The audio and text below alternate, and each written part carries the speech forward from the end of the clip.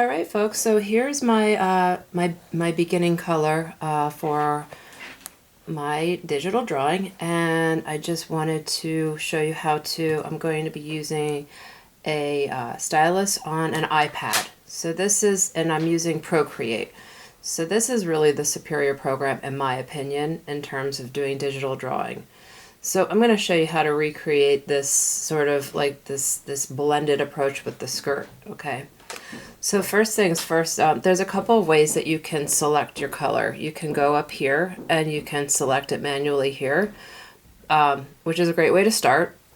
But let's say you want to actually do the same color as what you had. So what you can see how when I touch it, this little bubble shows up, and then that dark color just appeared up here. So that means that that has been selected. So then make sure you're on the paintbrush tool. Make sure before you start that you've created a new layer so that you are working on a new layer for, make sure you're working on a new layer for your, whoops, I just wanted to delete that. I'm not sure how to delete layers just yet. So anyway, I'm going to make sure I'm on the right layer, and I'm going to go ahead and start to color it in. Now you can see right here I have to be fairly careful because I'm going over top of my line work. So there's a really cool thing you can do here for layers as well, is like you can hold the ink layer down and pull that over top. And so what you see has happened here is that I can get pretty sloppy with it because that layer is hiding underneath there. So that's a great little trick. Okay, so now I want to use my next medium-ish pink color, and that just pops up. So basically all I'm doing here is creating bands of color.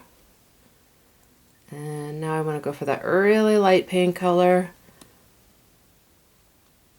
And because that layer order has been moved, I don't need to worry about being neat at all. It's really great. And then I'll just go ahead and finish that up right here. Okay, and this is such an easy program to use. Here's our smudge tool right here. So you can smudge with different kinds of brushes, which is kind of a neat way to, experiment. So if you click on your brushes, you can play around with that. But for this purpose, I'm just going to go ahead and stick with what I've got. This is your brush size differentiation, don't forget. This is, what is this? This is, I'm not sure what that is. I think that's hardness. Okay, so all I'm going to do here is just run my stylus over top of it until it kind of creates a blended effect. Now it's not always perfect, but it's pretty darn cool, if I don't say so myself. Okay, so that in a nutshell, my friends, is how to, that's just a blending and smudging 101. Let's say you want to do some skin tone action here, so we can, click on that. That gets us our color palette. Let's go for a darker tone so that we can be a little bit more convincing. And I'm just going to shade in,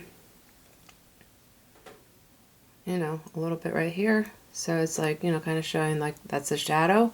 I'm now going to smudge just along the edges there. Now obviously if you have, if you have a little less contrast, it will not be as hard to smear. Okay, so if you chose a color that was closer and that you chose closer to that skin tone as opposed to that dark brown, like let's say I just went to that one, it would have been a lot easier to blend.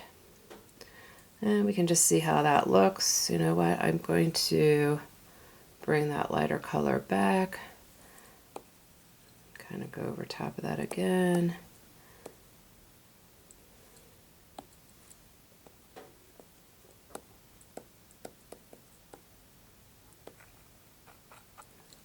And let's just see, how convincing is that? It might be a little bit, maybe a little much. I could probably soften. Whoops, you can't really see that. Okay, it might be a little much right there, but it's not terrible.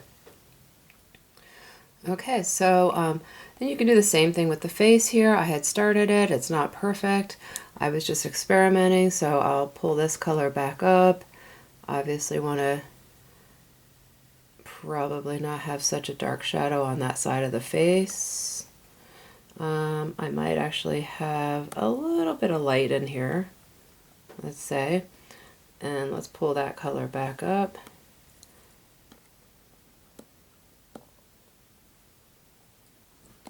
Let's definitely get a little bit more of a cast shadow over here. And try to smudge that in.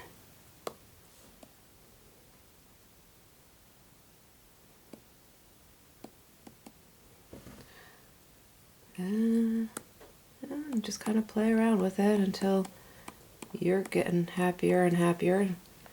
Zoom back out, and it's actually pretty cool.